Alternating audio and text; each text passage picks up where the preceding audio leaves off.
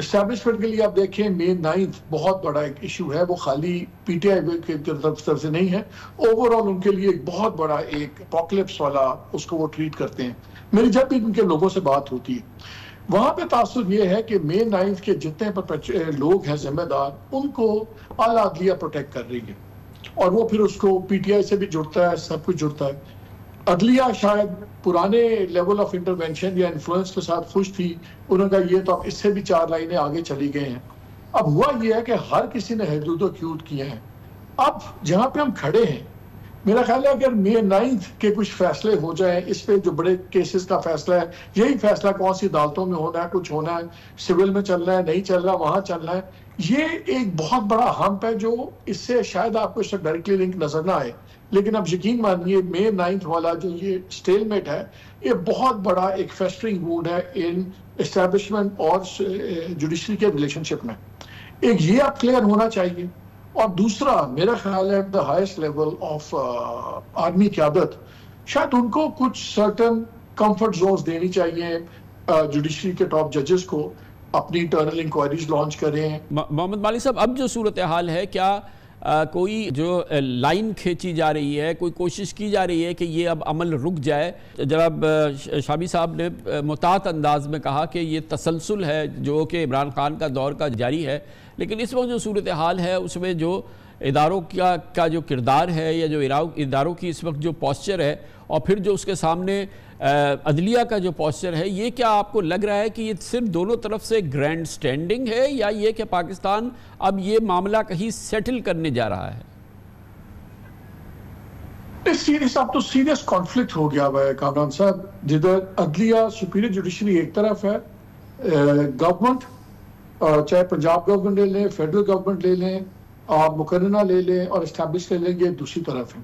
अब ये कोई ड्रामाबाजी नहीं हो रही, सीरियस कॉन्फ्लिक्ट है और आपको नजर आ रहा है, और इस कॉन्फ्लिक्ट का फायदा पीटीआई को हो रहा है, बिकॉज पीटीआई को, उनको पता है जुडिशरी को भी कि पीटीआई को एस्टैब्लिशमेंट और गवर्नमेंट दोनों एक मुश्तरका दुश्मन समझते हैं और वो समझते हैं कि ये एक दूसरे के एंटी थीसिस है। तो उन्होंने जब मैसेजिंग करनी है अपने डिफाइंस की, तो वो पीटीआई के सडनली आप देख रहे हैं एक सिलसिला चला है फैसलों का जो उनके लिए बड़े पॉजिटिव फैसले हैं और पीटीआई इसका फायदा उठा रही है। अच्छी बात है, इट्स ब्लेसिंग इन डिस्गाइज। तो कॉन्फ्लिक्ट तो बड़ा क्लियर हो गया, लेकिन बात जो भी शामी साहब कर रहे थे, मुझे बताएं कौन सा अदारा अपने हदूद में है? क्या पार्लियामान अपने हदूद में है? पार्लियामान आइन के अंदर वाज़े तौर पर दर्ज है कि आप जजेस को और उनके कॉन्डक्ट को पार्लियामान के अंदर भी डिस्कस नहीं कर सकते। पार्लियामान के अंदर जब खड़े होके आप उनको गाली गलोच करेंगे, फिर आप कहेंगे वो अदालतें आपका लिहाज करें, ये हो नहीं सकता। दोनों अपनी अपनी क़यूद से बाहर है और मेरा ख्याल है पार्लियामान जो है बहुत ज्यादा खुल के आ गई। इन्होंने जो ये बेहुदा किस्म का बिल पास किया, डेफेमेशन बिल, जिसपे आज उन्होंने, अभी आप भी बता रहे थे कि स्टे किया है कि कोई एक्शन नहीं ले, उसको स्टे नहीं किया है कानून साजी को, लेकिन एक्शन उठ किया है। आप मुझे बताएं वो अदालत ने फौरी तौर पे क्यों रोका है? ये भी एक मैसेजिंग है। फिर मोहसिन कैनी साहब ने आज कहा कि आप जो मिसिंग पीपल्स वाला केस है, इसको वो आप लाइव स्ट्रीमिंग करें। अब उसमें लाइव स्ट्रीमिंग क्यों हो रही है? उसमें सेक्रेटरी डिफेंस भी होंगे, उसमें सेक्टर कमांडर्स ISI के भी बुलाए हुए हैं, MI के भी बुलाए हुए हैं, ये डिफेंस सेक्रेटरी को बुलाया हुआ है। ये मैसेजिंग है। उनको पता है कि उनमें से आधे आएंगे या नहीं आएंगे, वो बात की बात है, लेकिन उनको आप जब एक पब्लिक डिस्प्ले करते हैं, ये एक्सट्रीम डिफाइंस शुरू हो गई है।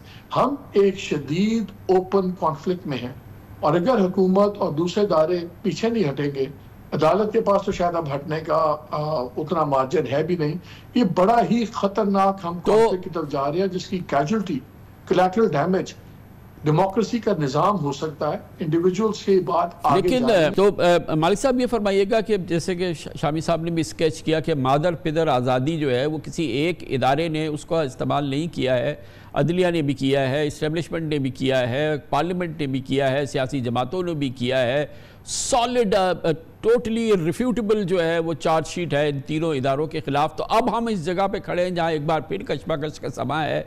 ये हो तो नहीं सकता कि वो एक जीत जाए, दूसरा हार जाए, तीसरा उसका साथ दे दे। तो इसका क्या कोई हल निकल सकता है इस जगह पे? इस जो इस वक्त जंग की सी कैफियत है, जिसको हम यही कहेंगे कि एक बहुत बड़ा बहरान है। एक जानिब अदलिया है जो कि अपनी आज़ादी की, अपने फैसलों के एहतराम की जंग लड़ रही है, दूसरी तरफ जो है वो इस्टेब्लिशमेंट है जो कहती है कि वो नेशनल सिक्योरिटी के हवाले से ज़ाहिर है कि जो चैलेंजेस हैं उसका मुकाबला करना है, उसका तहफ़्फ़ुज़ करना है। और ज़ाहिर है कि इस वक्त जो है वो जो इस वक्त की हुकूमत है वो साथ खड़ी है इस्टेब्लिशमेंट के, तो वो जो पुरानी चार्जशीट है वो तो तीनों के ख़िलाफ़ है। इस वक्त इस मसले का हल कैसे निकलेगा? कामरान देखिए, कुछ होती हैं कि कुछ सेटल्ड असूल होते हैं, इंटरवेंशन के भी, इन्फ्लुएंसिंग के भी, सब कुछ। हुआ ये है कि कुछ यहाँ से ट्रांसग्रेशंस हुई हैं, एस्टैब्लिशमेंट के लोगों ने भी थोड़ी सी लाइंस क्रॉस की। जब आप बेडरूम्स में कैमरास लगाएंगे तो फिर एक रिएक्शन टोटली डिफरेंट होगा जुडिशरी का, बिकॉज अब आप उनकी फैमिली लाइफ के अंदर अब आप घुस रहे हैं। सिमिलरली एस्टैब्लिशमेंट के लिए आप देखें, May 9th बहुत बड़ा एक इशू है, वो खाली पीटीआई की तरफ से नहीं है, ओवरऑल उनके लिए एक बहुत बड़ा एक अपोकलिप्स वाला उसको वो ट्रीट करते हैं। मेरी जब भी उनके लोगों से बात होती है वहां पे तासुर ये है कि May 9th के जितने लोग हैं जिम्मेदार, उनको आला अदलिया प्रोटेक्ट कर रही है और वो फिर उसको पीटीआई से भी जुड़ता है, सब कुछ जुड़ता है। अदलिया शायद पुराने लेवल ऑफ इंटरवेंशन या इन्फ्लुएंस के साथ खुश थी, उन्होंने कहा ये तो अब इससे भी 4 लाइनें आगे चली गए हैं। अब हुआ ये है कि हर किसी ने हदूद क्यूट किए हैं। अब जहां पे हम खड़े हैं, मेरा ख्याल है अगर May 9th के कुछ फैसले हो जाए, इस पे जो बड़े केसेस का फैसला है, यही फैसला कौन सी अदालतों में होना है, कुछ होना है, सिविल में चलना है, नहीं चल रहा, वहां चलना है, ये एक बहुत बड़ा हम्प है जो इससे शायद आपको इससे डायरेक्टली लिंक नजर ना आए। लेकिन अब यकीन मानिए May 9th वाला जो ये स्टेलमेट है, ये बहुत बड़ा एक फेस्टरिंग वुंड है इन एस्टैब्लिशमेंट और जुडिशरी के रिलेशनशिप में। एक ये अब क्लियर होना चाहिए। और दूसरा मेरा ख्याल है the highest level of army क़यादत, शायद उनको कुछ सर्टन कंफर्ट जोन्स देनी चाहिए जुडिशरी के टॉप जजेस को, अपनी इंटरनल इंक्वायरीज लॉन्च करें, मुलाकात होनी चाहिए, कोई बुराई नहीं है अगर चीफ जस्टिस से मुलाकात होती है आर्मी चीफ की और कोई लाया मलता होता है कि अच्छा यार हम अपनी इंटेलिजेंस एजेंसीज को मैं उनकी अकाउंटेबिलिटी इंटरनल करता हूँ, व्हाटएवर। प्रॉब्लम ये है कि सुप्रीम कोर्ट भी डिवाइडेड है, चीफ जस्टिस साहब एक तरफ हैं, आधे से ज्यादा उनके जज दूसरी तरफ हैं। तो अब जजेस की अपनी लड़ाई भी और दूसरी मसले ये सारे बहुत ज्यादा गुत्थम गुत्था हो गए हैं। अभी आप देखिए कि जब ये सीरियस जुडिशियल रिफॉर्म्स हो रही थी, गवर्नमेंट मानती नहीं है, लेकिन बहुत सीरियस गवर्नमेंट है कि ये 3 ईयर टेनर वाली बात, अब वो 3 ईयर टेनर वाली बात कैसे रोकी गई?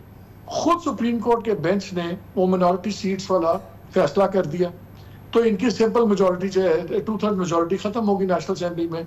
तो वो जहां पीटीआई के शादियाने बज रहे थे, असल निशाना दूसरा भी था, चीफ जस्टिस की वो वाली रिफॉर्म भी रुक गई, बिकॉज नेशनल असेंबली में सीट्स थी। और ये मैं आपको कुछ चीजें फैक्चुअल बता रहा हूँ कि सेनेट के अंदर इस किस्म का तासुर गया था कि जी वहाँ 11-12 सीटों का फर्क है, वो जब हो जाएगा पूरा तो गवर्नमेंट ये कॉन्स्टिट्यूशनल रिफॉर्म्स ले आएगी जिसके अंदर अदलिया की 3 year tenure for chief justice of high court, supreme court, सारा कुछ होगा।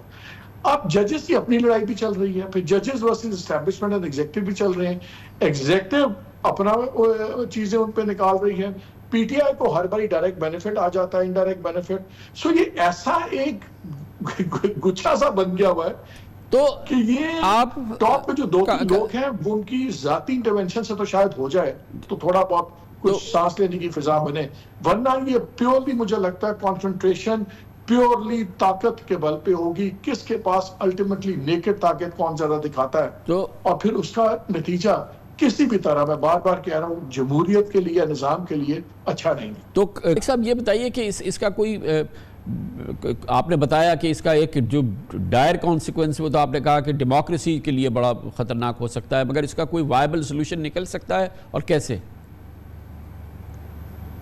मैंने वही बात पहले भी की थी कामरान कि ये सोल्यूशन निकल सकता है कि आर्मी चीफ हो, चीफ जस्टिस हो, इनकी मीटिंग हो, ये बैठ के कुछ चीजें जो, और चीफ जस्टिस अगर आपके हाई कोर्ट्स के हैं, ये एक इनफॉर्मल मीटिंग भी हो सकती है, बिकॉज शिकायत इंटेल के बारे में जाती हैं, अगर वो एक एश्योरेंस देते हैं और वो कहते हैं इंटरनल इंक्वायरीज को लॉन्च करते हैं तो टेम्परेचर्स नीचे आ जाएंगे।